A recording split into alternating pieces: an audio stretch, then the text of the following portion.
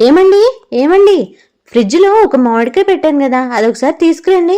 ఫ్రిడ్జ్లో మామిడికాయ ఎందుకే? ఏం చేస్తావు దాంతోటి? నేనా ఒక కొత్త వెరైటీ చేద్దామని చూస్తున్నాను.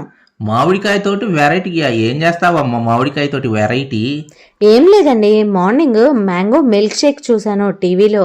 అది ఒకసారి మీకు చేద్దామని చెప్పి తీసుకురమ్మంటున్నాను. ఓహో, మ్యాంగో మిల్క్ షేకా? సరే సరే, అట్లయితే చెయ్యి.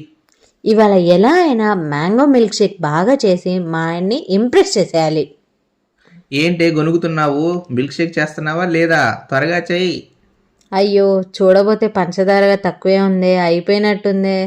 పాలు కూడా కొంచెమే ఉన్నాయే. ఇప్పుడు మా ఆయన్ని అవి తీసుకురండి అని అంటే ఇంకా మామూలుగా ఉండదుగా నాకు. అసలుకే గొప్పలకి పోయాను మిల్క్ షేక్ చేసి ఇంప్రెస్ చేస్తాను అని చెప్పి. ఏమండి ఒకసారి రారా? ఏంటే ఏమైంది? ఈ టెంక తీయడం రావట్లేదండి, ఒకసారి కొంచెం హెల్ప్ చేయరా? టెంక తీయటం రావటం లేదా? మ్యాంగో టెంక తీయటం రావటం లేదా? నువ్వు మిల్క్ షేక్ చేస్తావు. సరే సరే సరే, అయినట్టే కదా.